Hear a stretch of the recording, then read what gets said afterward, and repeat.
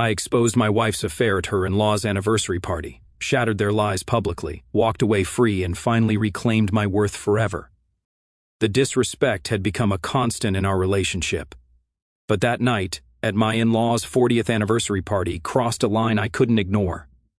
The evening started like any other family gathering, forced smiles, uncomfortable small talk, and my wife subtly distancing herself from me the moment we arrived. Her parents had always treated me with thinly veiled contempt, never good enough for their precious daughter. Despite working 60-hour weeks to provide the lifestyle she demanded, I was still found wanting. When I arrived at the elegantly decorated hall, my mother-in-law handed out name tags to all the guests.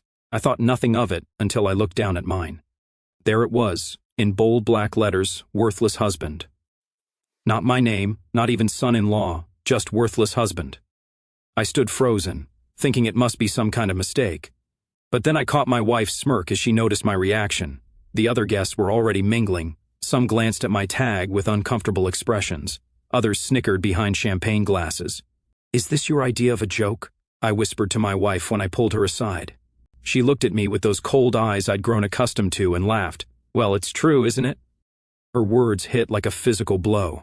10 years of sacrifices, compromises, and trying to make her happy, all dismissed in a single moment of casual cruelty. And that's when something inside me finally broke. For months I'd been carrying evidence of her betrayal in my wallet. Text messages, hotel receipts, photos from the private investigator, all confirming what I'd suspected for over a year. I'd been waiting for the right moment, planning a dignified exit, but dignity was clearly not on tonight's menu. I walked calmly to the bar, ordered a whiskey, and drank it in one go. The warmth spreading through my chest gave me the courage I needed. I picked up a spoon and clinked it against my glass. The sound cut through the buzz of conversation until the room fell silent. Every eye turned to me as I stood tall, the tag still prominently displayed on my chest.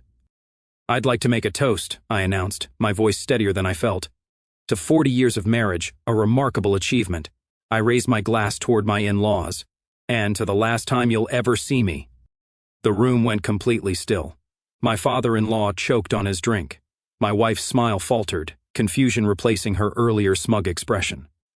"I've spent a decade trying to be good enough for this family," I continued, but tonight made it crystal clear that was never going to happen. I reached into my jacket pocket and pulled out an envelope. Since we're celebrating honesty tonight, I thought I'd contribute. I placed it on the table beside me. Divorce papers, along with evidence of the affair that's been going on for the past 3 years. My wife's face drained of color. "What are you talking about?" she stammered, but the panic in her eyes told the truth. "Room 412 at the Westlake Hotel," I said. "Every Thursday afternoon for the past 8 months. Before that, it was the Harborview Inn." "Should I continue?" Her father stood up, his face contorted with anger. "That's enough." "Yes," I agreed. "It is enough." I removed the name tag, dropped it into my empty glass, and walked toward the exit. Behind me, chaos erupted as my wife lunged for the envelope, but her cousin, who had privately warned me months ago, intercepted it. As I pushed open the door, I heard my wife's first sob. The sound should have given me satisfaction, but all I felt was an overwhelming sense of liberation as I stepped into the cool night air, finally free. The drive home from the anniversary party was surreal. The night air felt different somehow, cleaner, fresher. For the first time in years, I was breathing without the weight of suspicion crushing my chest. It hadn't always been this way. Our early years together had been good. Not perfect, but genuine. I remember the Sunday mornings cooking breakfast together, weekend trips to the coast, plans for the future spoken in excited whispers. But somewhere along the way, things changed. Success at work meant longer hours, and her growing dissatisfaction became a tangible presence in our home. The first sign appeared 3 years ago. A text message notification that flashed on her phone while she was in the shower. A name I didn't recognize with words no colleague would send. I dismissed it then, burying my suspicion beneath layers of denial. We had history, commitment. Surely that meant something. But the signs multiplied. Late nights at work events that left no digital footprint. New clothes she never wore around me. The growing emotional distance punctuated by criticism that gradually eroded my self-worth. The way she flinched when I touched her unexpectedly, the smell of unfamiliar cologne that wasn't quite washed away. I confronted her once about 8 months ago. She laughed it off, called me paranoid, insecure, turned it around until I was the one apologizing. Classic gaslighting, though I didn't recognize it at the time. That night I lay awake beside her, staring at the ceiling, wondering if I was losing my mind. The next day, I contacted a private investigator, not out of revenge, but out of desperation for truth, any truth that would end the maddening uncertainty. 2 weeks later, he delivered a manila envelope to my office. I waited until everyone had left for the day before opening it. The photos were unambiguous. The same man, different hotels, Thursday afternoons, her supposed yoga class. In one image they were laughing together in a restaurant, her hand intimately placed on his. She looked happier than I'd seen her in years. I should have confronted her then. Instead, I continued gathering evidence, compiling financial records, securing my assets, consulting with a divorce attorney. Looking back, I think I was searching for something, some explanation that would make sense of the betrayal, some sign that what we had built together had meant something to her. During those months of silent preparation, I became a ghost in my own life, going through the motions while detaching emotionally. Each dinner with her parents where they subtly belittled me, each social event where she'd criticized me just loudly enough for others to hear, I endured it all with a new sense of detachment, knowing it was temporary. What pushed me over the edge wasn't the affair itself. It was realizing that the jokes at my expense, the criticism, the name tag, they weren't just cruel jabs. They were a systematic effort to paint me as the problem, creating a narrative that would justify her betrayal to herself and others when everything eventually came to light. The night before the anniversary party, I finalized everything with my attorney. The plan was to wait another week and handle everything privately. But seeing that name tag, hearing her casual, "Well, it's true," something snapped. Years of calculated disrespect crystallized in that moment, and I knew I couldn't spend another night living a lie. As I pulled into a hotel parking lot, not one of her Thursday afternoon haunts, my phone exploded with notifications, messages from her, her parents, even her affair partner, who had somehow gotten my number. I switched it off without reading any of them. Inside my hotel room, I placed the room key on the desk and sat on the edge of the bed. For the first time in years, I felt no anxiety about what tomorrow would bring, no dread about not measuring up, just a strange, empty clarity and the unfamiliar sensation of putting myself first. The divorce would be messy. Her family had connections and resources, but I had truth on my side, meticulously documented. And surprisingly, as I lay down in that anonymous hotel room, that felt like enough. I woke to 37 missed calls and 52 text messages, most from her, some from her parents, a few from mutual friends already taking sides without knowing the full story. I ignored them all and called my attorney instead. "You couldn't wait one more week?" he asked, exasperation clear in his voice. "The name tag was the last straw," I replied simply. He sighed. Well, the element of surprise certainly worked in our favor. Her attorney called me at midnight, practically begging for a meeting. They were in damage control mode. The aftermath at the anniversary party, as I later learned, was exactly the chaos you'd expect. After I left, her cousin, who had suspected the affair for months, handed the envelope to her father rather than to her. A small act of rebellion against the family's golden child. Her father, always so composed, opened it there at the table. The color drained from his face as he flipped through hotel receipts, text, message screenshots, and photos of his daughter wrapped around another man. "Is this true?" he had demanded, his voice cutting through her dramatic sobbing. She couldn't even look him in the eye. Her mother snatched the papers next, gasping as she recognized the man in the photos, the husband of one of her own friends. The scandal would ripple through their social circle like a tsunami. By the time I checked out of the hotel, word had spread. My phone continued buzzing with messages, but one caught my attention, a text from her father asking to meet privately. Curiosity got the better of me, and I agreed to coffee at a quiet place downtown. He looked older than he had the night before, shoulders hunched beneath his expensive blazer. "I owe you an apology," he said without preamble after the waitress delivered our drinks. "We've been unfair to you," believed her version of events without question. He stared into his coffee. That name tag, it wasn't just her idea. We all thought it was funny. And now I'm wondering what kind of people we've become. He pulled an envelope from his jacket. "These are copies of your evidence." She tried to destroy the originals, but her cousin had already made duplicates. He pushed it across the table. "And there's something else you should know." The revelation shouldn't have shocked me, but it did. The affair partner wasn't the first. There had been others, stretching back almost to the beginning of our marriage. Her parents had suspected but looked the other way, making me the villain in their narrative rather than confronting their daughter's betrayal. "Why tell me this now?" I asked. "Because despite everything, you were always honest. You deserved better than what we gave you." For the first time, his eyes met mine directly. "And because she's claiming you fabricated everything, she's spinning a story of emotional abuse, saying you manipulated those photos." I laughed without humor. "Of course she is. We won't support her narrative," he said firmly. "Not this time." Later that day, she arrived at my hotel, somehow tracking me down. The security footage the hotel later provided for the divorce proceedings showed her screaming in the lobby, demanding my room number, mascara streaking down her face. When they refused, she tried a different approach. She called my phone from the lobby, voice suddenly soft and pleading. "Please, just talk to me. We can work this out. What happened with him was a mistake. It didn't mean anything." Through the phone, I heard the lobby fountain in the background, confirming she was performing for anyone watching. 3 years wasn't a mistake," I replied calmly. "It was a choice. One you made every Thursday afternoon." "I'll do anything," she begged. "Counseling, therapy, whatever you want. You can't throw away 10 years over one indiscretion." 3 years. "Multiple men," I corrected. "Your father told me everything." The silence that followed was deafening. "He's lying," she finally whispered. Panic evident. "Goodbye," I said, and ended the call. Through the hotel room window, I watched her exit the building minutes later, phone pressed to her ear, likely already crafting the next version of her story. But for the first time in years, it wouldn't be my problem to manage. The weight of constantly measuring my words, walking on eggshells, doubting my own perceptions, it was gone. In its place was something unexpected, not satisfaction or even anger, but a quiet, growing sense of possibility. The weeks following my dramatic exit were a bizarre inversion of everything I'd known. People who had once smiled politely while ignoring her subtle put-downs now reached out with messages of support. Friends I'd lost touch with during the marriage resurfaced, offering couches to sleep on, shoulders to lean on. Most surprising was the shift in her family's dynamics. Her younger sister called me 3 days after the anniversary party.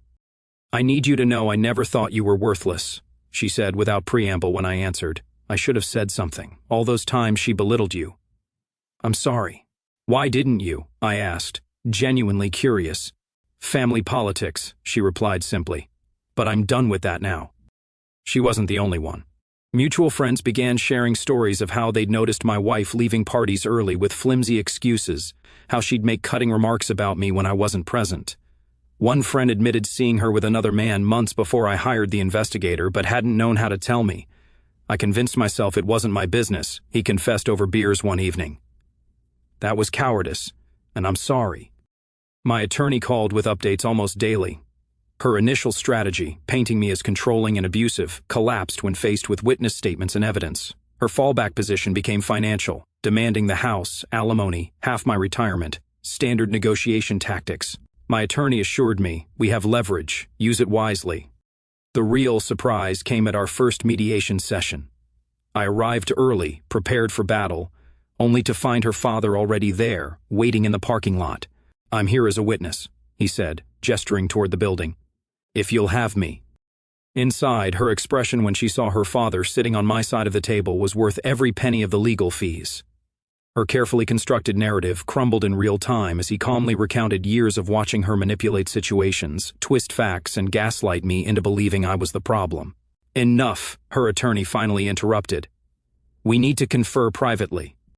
When they returned, her demands had shifted dramatically.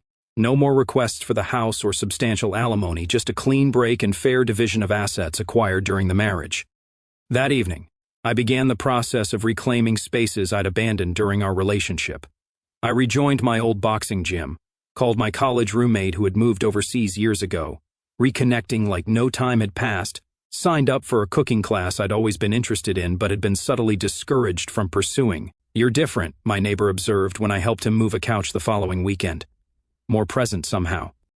I hadn't realized how much of myself I'd suppressed trying to be what she wanted, how much energy I'd expended monitoring her moods, anticipating criticism, second-guessing my own perceptions. Freedom from that constant vigilance felt like emerging from underwater, sounds clearer, colors brighter, breathing easier. Not that it was all forward momentum. Some nights I'd wake at 3 o'clock in the morning, heart racing, replaying moments from our marriage through this new lens of awareness. Red flags I'd ignored, manipulations I'd accepted, the slow erosion of my self-worth that had happened so gradually I hadn't noticed until I was stripped down to nothing but doubt and apologies. My therapist called it trauma bonding. The relationship became a cycle of intermittent punishment and reward, she explained during one session. It's actually similar to how gambling addiction works. The unpredictability keeps you hooked, always hoping for approval that comes just often enough to maintain the cycle. She was right. For years, I'd been gambling with my self-worth, betting that if I just tried harder, did better, earned more, I'd finally be worthy of respect. The rigged game had consumed a decade of my life. 6 weeks after the anniversary party, I received a text from an unknown number. "I'm the Thursday guy. We need to talk." My finger hovered over the delete button, but curiosity won. "We met at a coffee shop across town. She told me you were separated," he said immediately. "Said you were emotionally abusive, that you'd agreed to see other people." "And you believed that for 3 years?" I asked. He looked away. I wanted to believe it. "When I found out you two were still very much together, living in the same house, taking vacations, I confronted her. She swore you had an understanding." "There was an understanding, all right," I replied. "I understood we were committed. She understood she was lying." He pushed a folder across the table. "She's been telling people I edited those hotel photos, that nothing happened between us. These prove otherwise. Use them if you need to. I left the folder untouched between us. Why help me now?" "Because I finally realized," he said, meeting my eyes. "If she could lie so effortlessly about you, she was probably lying about everything else too." I nodded and stood to leave. The folder remained on the table. "You don't want this?" he called after me. I turned back briefly. "I don't need it anymore." Walking away, I realized it was true. The evidence, the betrayal, her opinion of me, none of it mattered anymore. I was finally free of the need to prove anything to anyone, including myself. 3 months after the anniversary party, I sat across from my attorney as he spread documents across his desk. The mediation had failed. She'd reversed course again, demanding half of everything, including the business I'd built before we even met. "She's fishing for a settlement," he explained. "Her position is weak, but she's banking on your desire to avoid a trial." He wasn't wrong. Part of me wanted to concede, to pay whatever price would end this chapter fastest. But another part, the part that had finally found its voice at that anniversary party, refused to be manipulated any longer. "We proceed to court," I decided. The discovery phase revealed financial deceptions I hadn't anticipated. Joint accounts drained months before the confrontation. Credit cards in my name I'd never seen. A secret account where she'd been siphoning household funds for years. "Look at these transactions," my forensic accountant pointed out. "Regular transfers to this offshore account starting 3 years ago, exactly when the affair began." The timing wasn't coincidental. She'd been preparing her exit strategy, creating financial cushioning for a life without me. The betrayal had been calculated, methodical, not just emotional but financial predation. More revelations followed.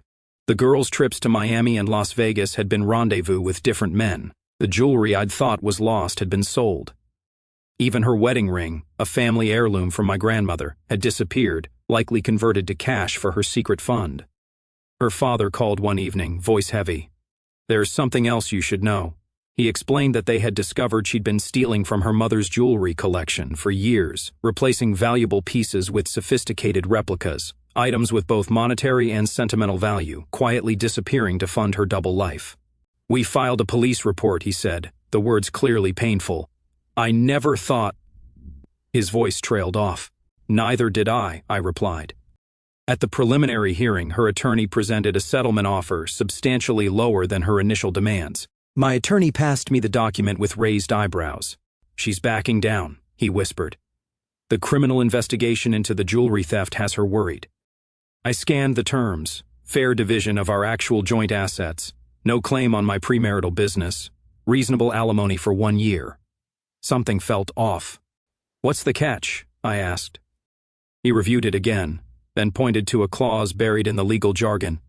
"I would be prohibited from discussing the circumstances of our divorce with anyone. A sweeping confidentiality provision that would prevent me from warning others about her patterns, or defending myself against her narratives." No deal, I said immediately.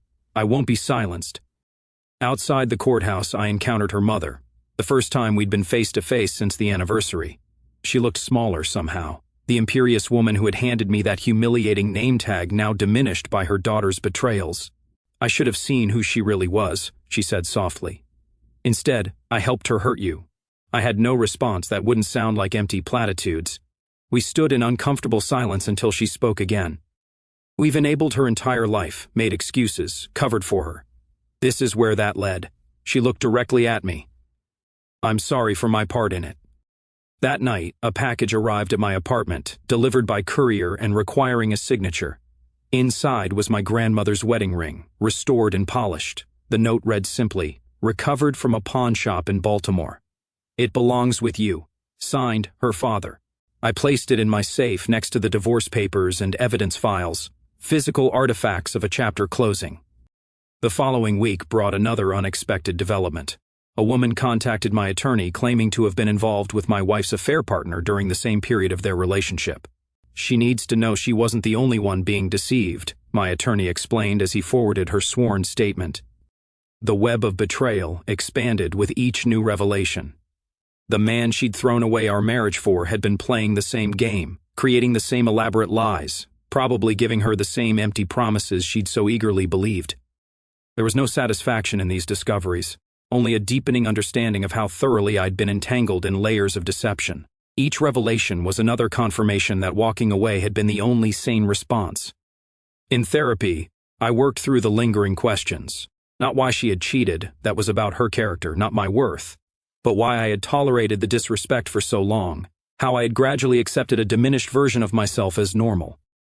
You were caught in the sunk cost fallacy, my therapist suggested. The more you invested in trying to make it work, the harder it became to walk away, even as evidence mounted that you should. She was right. I'd mistaken endurance for commitment, suffering for loyalty. The name tag at the anniversary hadn't created my breaking point. It had simply illuminated what was already broken. 6 months after that fateful night, I received notice that she had accepted our counteroffer. No confidentiality clause, no claim on my business, a clean final break with no lingering financial entanglements. That evening, I stood on my balcony watching the sunset, feeling the weight of 10 years finally beginning to lift. Tomorrow would bring paperwork and signatures, the official end of a chapter I'd once thought would be my whole story. But tonight was for acknowledging how far I'd come from the man who had stared down at that worthless husband tag and, for one devastating moment, believed it might be true. 1 year to the day after the anniversary party incident, I stood in front of the mirror adjusting my tie. The reflection, looking back at me, belonged to someone I was still getting to know, a man with clear eyes and straight shoulders, no longer bracing for criticism or measuring his worth through someone else's assessment. The divorce had been finalized 7 months ago. The proceedings weren't as contentious as they might have been. Her father's testimony and the mounting evidence had stripped away her leverage. In the end, she signed the papers without meeting my eyes, her final performance of wounded innocence playing to an empty theater. Her parents had sold their house and moved across the country, a fresh start after the scandal that had rippled through their social circle. Her father and I still exchanged occasional messages, brief updates, nothing deep, a strange friendship built on shared disillusionment. My business had thrived in the aftermath. Without the constant drain of a toxic relationship, I found renewed energy and creativity. The team noticed the difference immediately. It's like working with a different person, my operations manager commented during a strategy meeting. You're more decisive, more present. She wasn't wrong. For years, I'd second-guessed every business decision, hearing my wife's voice in my head questioning my judgment, predicting failure. That voice had finally gone silent. The social repercussions had been mixed. Some mutual friends had chosen sides, believing her version despite the evidence. Others had quietly distanced themselves from both of us, uncomfortable with the messiness of real life intruding on their curated social circles. I found I didn't miss them. Instead, new connections had formed, genuine relationships built on mutual respect rather than social obligation. I'd reconnected with old friends who had drifted away during my marriage, many admitting they'd found it difficult to watch my slow erosion under her influence. You disappeared into that relationship, my college roommate told me during a weekend visit. It was like watching someone being slowly erased. There had been attempts at reconciliation from her side, tearful phone calls at midnight, a handwritten letter claiming transformation and regret, a chance encounter engineered to seem coincidental where she appeared with a carefully rehearsed speech about growth and second chances. Each time, the urge to engage had diminished further, not from anger or resentment, but from the quiet certainty that stepping back into that dynamic would be an act of self-betrayal I could no longer commit. The legal proceedings had revealed one final unexpected twist. The money she'd been siphoning hadn't been for a post-divorce escape fund, as we'd assumed. It had been going to a medical clinic in Switzerland, expensive treatments for an illness she'd hidden from everyone, including her lover. That discovery had momentarily reopened the wound. Had she turned to affairs and financial deception because of her diagnosis?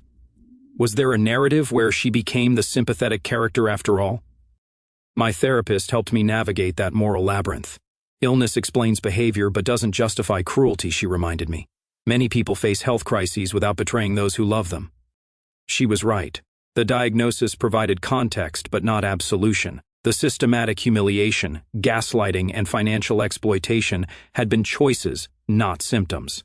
I checked my watch. Almost time. Tonight was the launch party for our company's expansion, a milestone I'd been working toward for years. My team had insisted on making it a proper celebration, renting out a rooftop venue with views of the city skyline. As I drove there, I reflected on the journey of the past year. The name tag incident that had seemed so catastrophic had actually been a doorway to freedom.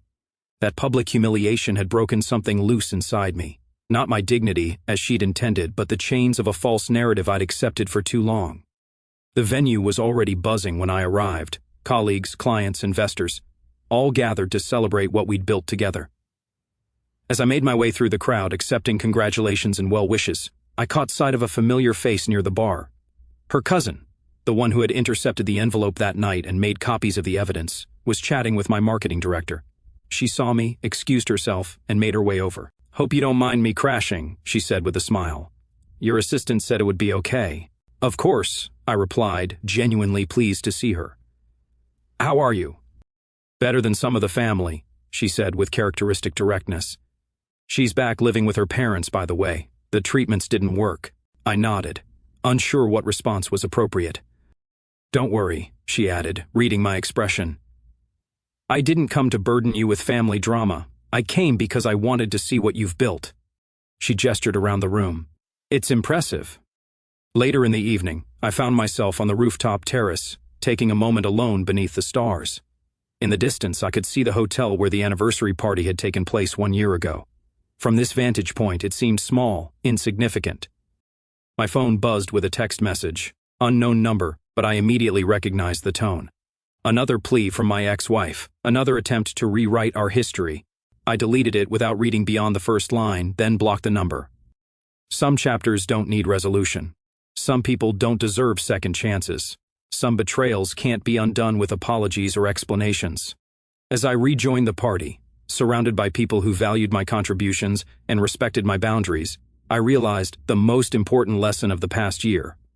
Walking away isn't always an ending. Sometimes it's the beginning you've been waiting for. That worthless husband name tag, meant to diminish me, had instead become the catalyst for reclaiming my worth, not through revenge or retaliation, but through the simple, powerful act of refusing to participate any longer in my own destruction. And that perhaps was the greatest victory of all.